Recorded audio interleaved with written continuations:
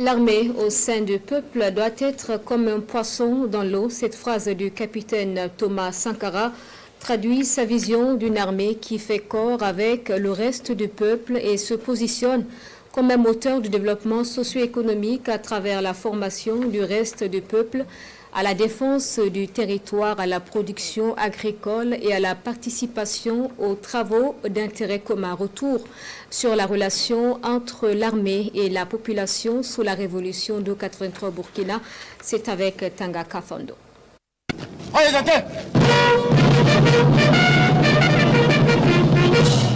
Quand la révolution d'août 83 décidait de révolutionner tous les secteurs de la vie du pays, l'armée n'était pas en reste.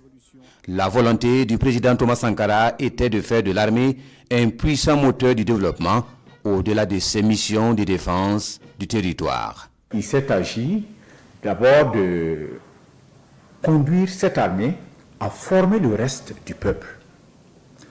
Cela était sous-tendu par une vision extrêmement importante.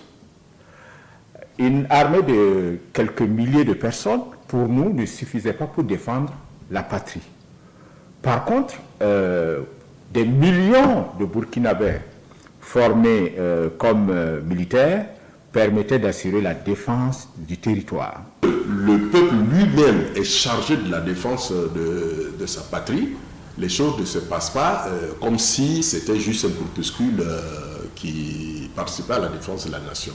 Parce que tout le monde est impliqué.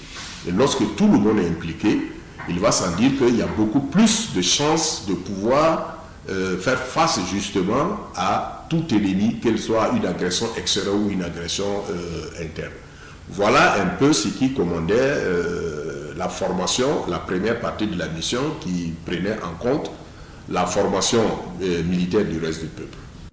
La philosophie à l'époque était que l'armée faisant corps avec le reste du peuple épousait la cause du peuple et partageait ses préoccupations et avec lui menait le même combat, le combat contre l'impérialisme, le combat pour la souveraineté et le développement. C'est ainsi que l'armée, comme le prescrivait le discours d'orientation politique, s'est investie dans la production agricole, dans l'élevage. Vous savez que Sankara avait lancé un mot d'ordre, un quart de poulet par militaire et par semaine. C'est un mot d'ordre. Ce qui impliquait que toutes les unités s'investissent dans l'aviculture, entre autres, pour pouvoir assurer ce quota-là. Dans le domaine de la santé, avec la formidable opération de la vaccination commando, qui a permis de vacciner des millions d'enfants en quelques jours. L'armée s'est investie aussi dans le domaine de la culture.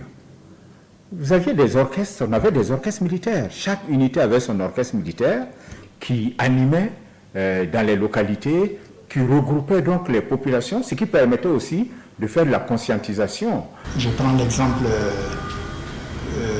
du projet d'assainissement de la ville de Ouagadougou.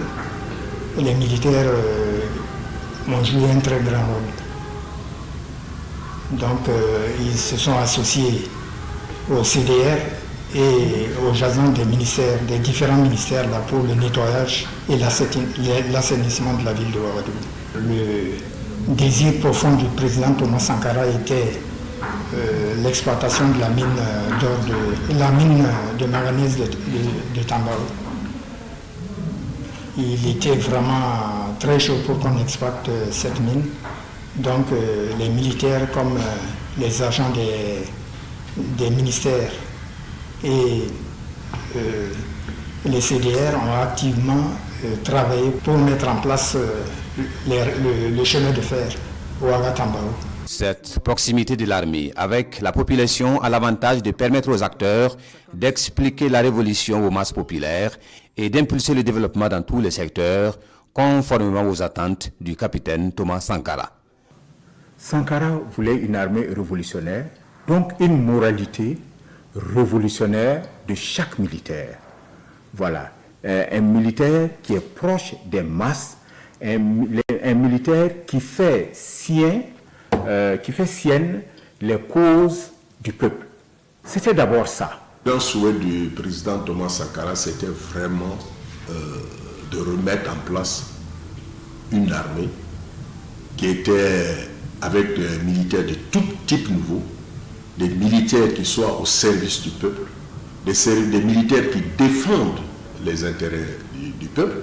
Faire de l'armée du peuple, c'était la vision qui a soutenu toutes les actions de ce secteur, car convaincu qu'un militaire n'était qu'un civil en mission et qu'un civil n'était qu'un militaire en permission.